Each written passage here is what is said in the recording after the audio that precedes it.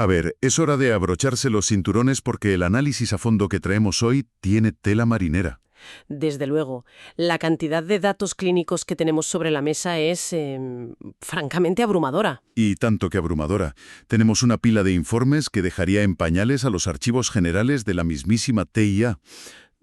Sí, hemos recopilado muchísimo material reciente. Estamos a principios de este frenético año 2026 y bueno, si uno mira las noticias, da la sensación de que la humanidad entera ha perdido la chaveta. Todo el mundo parece obsesionado con optimizarse, como si cualquiera quisiera convertirse de la noche a la mañana en un superagente invencible. Es una observación muy precisa. La promesa de mejorar las capacidades físicas y cognitivas ha dejado de ser una excentricidad para convertirse en una maquinaria global inmensa. Para la investigación de hoy hemos cribado una montaña de documentos que son un auténtico zambombazo. Hay artículos de neurohacking, ensayos sobre longevidad, un estudio espectacular de aleatorización mendeliana de enero del año pasado. De enero de 2025, exacto. Eso es. Y también investigaciones de la Universidad de Pensilvania, una revisión exhaustiva sobre el omega-3 de noviembre de 2025 y hasta datos sobre la modesta cáscara de psyllium. Menudo festín para el cerebro. Y nuestra misión con todo este papeleo es crítica. Queremos separar la ciencia real, la que está demostrada empíricamente a nivel celular, de las maquinarias de marketing millonarias que básicamente se dedican a vendehumo. Hace muchísima falta, porque intentar informarse hoy en día sobre salud es como pasear por uno de esos caóticos pasillos de la agencia donde sabes que en cualquier momento te va a caer un yunque de 100 kilos desde el techo. El objetivo es conectar los puntos de toda esta información para evitar que a nadie le estalle la cabeza con datos contradictorios. Pues para evitar descalabros vamos a empezar por la azotea, el cerebro y los famosos inventos para exprimirlo. Esto de los nutrópicos suena a palabra moderno de Silicon Valley, pero resulta que viene de bastante más lejos. El contexto histórico es fundamental aquí. Nos tenemos que remontar a 1972. Fue entonces cuando un químico rumano, Corneliu Iurgia, acuñó el término nutrópico al investigar el piracetam. Y el hombre era más estricto que un sargento, ¿verdad? Muchísimo. Para que una molécula recibiera la clasificación de verdadero nutrópico según Iurgia, debía mejorar el aprendizaje y aumentar la resistencia del cerebro, pero sin toxicidad alguna ni alterar el estado de ánimo.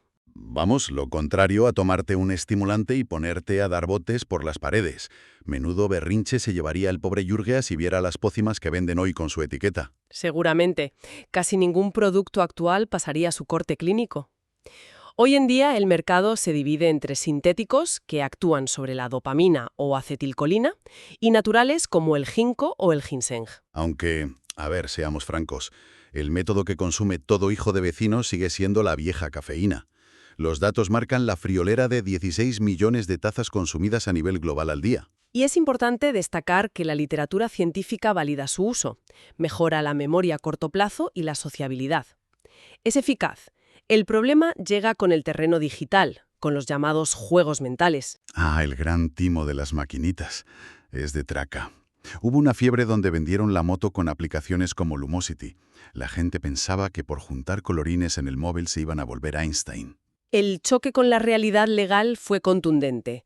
La FTC de Estados Unidos les impuso una multa de $2 millones por publicidad engañosa. Menudo sablazo. Prometían retrasar la demencia y el Alzheimer sin evidencia clínica, un gran recordatorio de que no todo lo que brilla en las tiendas de aplicaciones es ciencia. Menuda chapuza monumental. Pero espera, si a una empresa le cae ese multón por un juego de colorines, ¿cómo es legal el siguiente nivel que muestran los informes? Me refiero a los chispazos. Eso parece un invento directo del laboratorio del profesor Bacterio. Te refieres a la estimulación eléctrica. Por alarmante que suene, es una rama legítima. En la base tenemos la TDCS, microcorrientes de menos de 2 miliamperios en el cuero cabelludo con documentación desde el año 2000. Bueno, eso suena suave. Luego está la TMS, que es magnética. Y en el extremo absoluto, la DBS, o estimulación cerebral profunda. Taladrar el cráneo para meter cables. ¡Qué barbaridad! La FDA lo aprobó exclusivamente para patologías severas como el Parkinson. La controversia en este 2026 surge cuando empresas como Neuralink proponen meter 30.072 electrodos en el cerebro para el mercado general. 30.072. Como para pasar por el arco de seguridad del aeropuerto te tienen que desmontar la cabeza. El verdadero peligro actual es el neurohacking casero. El salvaje oeste del bricolaje neuronal. Resulta que hoy cualquiera se compra aparatos de TDCS caseros por entre 99 y $800. Sí. Y sin conocimiento anatómico se los aplican en casa. Los informes de urgencias médicas son severos. Hay casos documentados de alteraciones de identidad, pérdida de razonamiento espacial e incluso episodios de agresividad.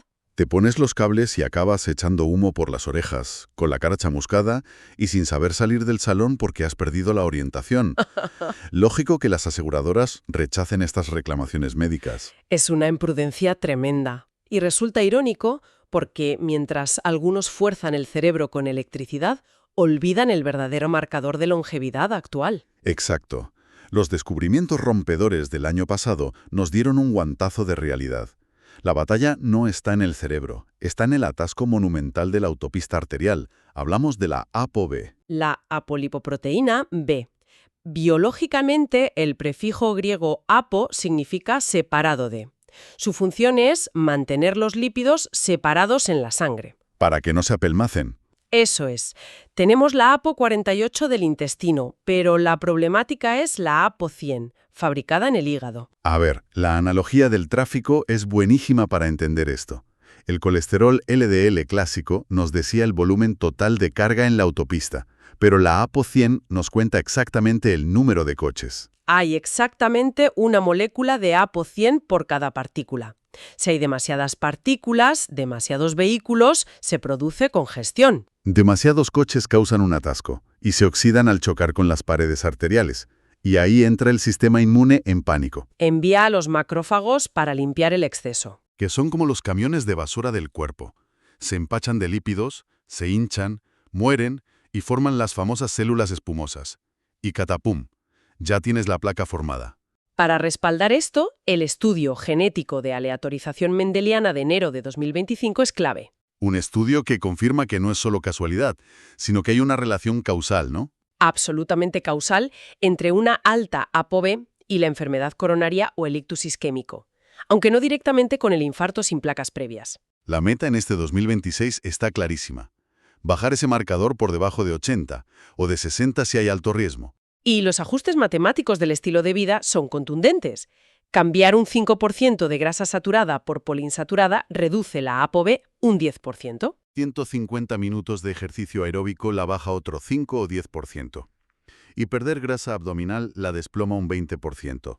Pero luego llega el estrés y te fastidia el invento. El estrés dispara el cortisol, induciendo resistencia a la insulina y generando más triglicéridos. El hígado satura el torrente sanguíneo de partículas ApoB. Hay que relajarse más. Pero si eso no basta, los informes traen un suplemento que me ha dejado alucinado. La modesta cáscara de psyllium. Córcholis con la cascarita. Tiene una mecánica brillante. Forma un gel viscoso en el intestino que atrapa los ácidos biliares y los expulsa. Y el hígado, al ver que le faltan esos ácidos, se cree que hay una emergencia y saca la aspiradora. Exacto, multiplica los receptores LDL para aspirar el colesterol de la sangre y fabricar nueva bilis. Estás engañando al hígado con fibra. ¡Qué genialidad! La dosis clínica probada es de 5,1 gramos 2 veces al día, con mucha agua. Reduce la ApoB un modesto, pero sólido, 6 a 7%. Y pasamos al otro suplemento estrella. El famoso Omega 3. La revisión de noviembre de 2025 sobre el EPA y el DHA. Ambos inhiben la lipogénesis, es decir, evitan que el hígado cree grasa a partir de carbohidratos. El DHA es algo superior porque forma moléculas NAT que bloquean la absorción de grasas en el intestino. Pero atención a la gran advertencia del informe. Bandera roja gigantesca. El omega 3 tiene forma de U. Dosis masivas de EPA causan fibrilación auricular. Arritmias de las feas. Alteran un canal iónico celular específico en el corazón llamado piezo 1. ¿El piezo 1? ¿Que desestabiliza el flujo de calcio? O sea, por tomar botes a puñados, el motor hace plof y el corazón da saltos de rana. Los genéticos graves, donde nada de esto es suficiente, la farmacología ha dado un salto tremendo. La artillería pesada. El hito clínico de la Universidad de Pensilvania del año pasado. La pócima mágica llamada obicetrapib. Un inhibidor de CETP. El ensayo clínico de 2025 fue con apenas 22 pacientes, pero brutal. 10 miligramos diarios bajaron el LDL un 38%. Y la ApoB bajó un 22% con solo 10 miligramos. Y el mecanismo es de ciencia ficción. Aumenta la tasa catabólica fraccional de la ApoB 100 en un 54%. Es decir, la velocidad a la que el organismo descompone y elimina las partículas aterogénicas. Traducido al idioma de la calle, pone a trabajar a las grúas de limpieza al doble de velocidad en la autopista. Como resultado directo, reduce un 66% las peligrosas partículas LDL pequeñas y densas. Es una diana terapéutica extraordinariamente precisa. Un destilado final de todo esto nos muestra la absoluta locura que es estar vivos en el 2026. Sin duda, el contraste es fascinante. Por un lado, tenemos gente conectándose cables en la cabeza en su salón con riesgo de perder la chaveta. Y por otro, ciencia sólida que nos permite limpiar nuestras arterias a nivel molecular, con psyllium, omega 3 y nuevos fármacos. El conocimiento verdadero requiere mucha prudencia. La optimización humana exige una responsabilidad brutal, porque en biología más rara vez significa mejor. Todo depende del equilibrio. Efectivamente, no somos un coche al que le metes piezas más grandes para que corra más. Y eso nos lleva a una reflexión final que cualquiera debería llevarse a casa.